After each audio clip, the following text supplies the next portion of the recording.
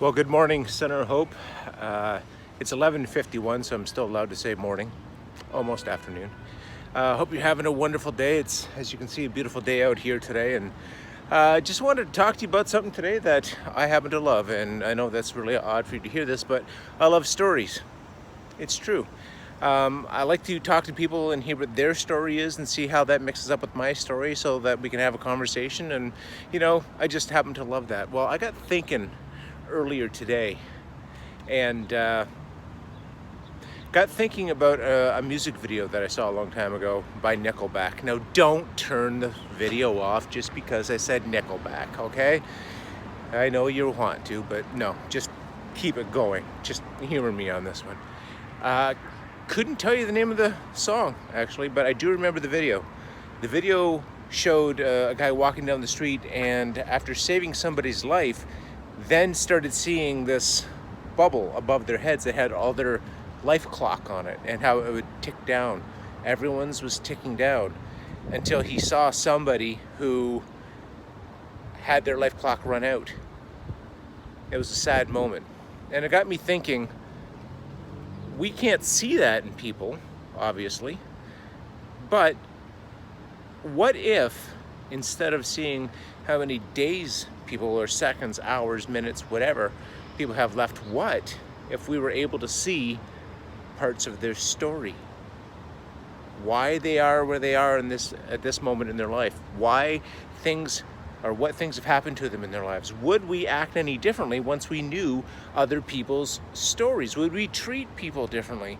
And I thought that's probably a good thing for us to think about, considering where we are and what it is we do. Because as it's a matter of fact, I've talked to so many people in the building, outside of the building, that happen to be in the situation in life that they never thought they'd be in. I was talking with somebody this morning, and he looked at me and he said, it's funny. 2 years ago, I was in one of those cars driving by, and I never would have thought anything about someone sitting on the street, but now here I am. I was one of them, and now I'm angry with them. I'm jealous of them. Well, it's because their story changed, and they are where they are. Would we treat people differently if we knew what their story was? I believe we would. And that's both a good and bad thing. Follow me on this. See, as it is, right now we'll treat people the way we think that we should treat them, based on their economic status, what they're wearing, where they are, what they're doing, or what they're not doing, and vice versa. And I don't believe that that should be right, because you don't know what anybody's story is. I want to bring this back to Jesus because, well, number one, I'm a chaplain and that's what I do. But I wanted to bring this back because if you go through the Bible and you watch Jesus's life and the people that he hung out with, it was not always the top echelon. He didn't hang out with kings and queens and politicians of the day. He did spend some time with some of the higher priests, but it wasn't to sit with them and say, oh, you're having such a good job, or want him to be seen with them so that people would think he's doing a great job. No, Jesus was always seen with the people who needed him, the people whose stories were not doing well at the time. See, Jesus, being the author and creator of all of our stories, spent time with those who needed him and gave them what they needed: love, time, respect. Should we be doing anything different? I don't think so. Last week I talked about hope, and just the word hope and what that happens to mean, and what we should be living as with having hope in our lives. Well, I want to talk today about other people and their stories and what we should be doing.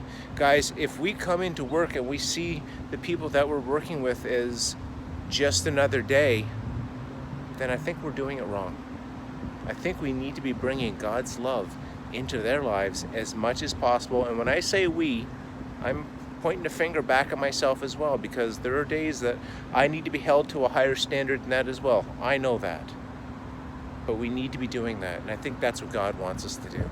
I think that's what God wants you to do. So guys, today, before you talk to somebody, think, I wonder what their story is. And if you feel free enough to ask them, see what their story is, first by getting their name and then just asking them a little bit about their lives. It might change the way that we do things. And here, hopefully, it shall give us a little more compassion in our lives that we need to show sometimes. And that goes for us as well, because sometimes the workers in here, us, we need to have some compassion back on us, and we need to let people know about our stories. Well, that's what Jer and myself, that's what we're here for. If you need to share your story or want to share your story, please come and talk to us, because we're always willing to talk to you, have the door open. If you need to get something off your chest, that's what we're here for. That's it, guys. That's all I wanted to talk to you today about. God bless you. Have a wonderful day. Talk to you later.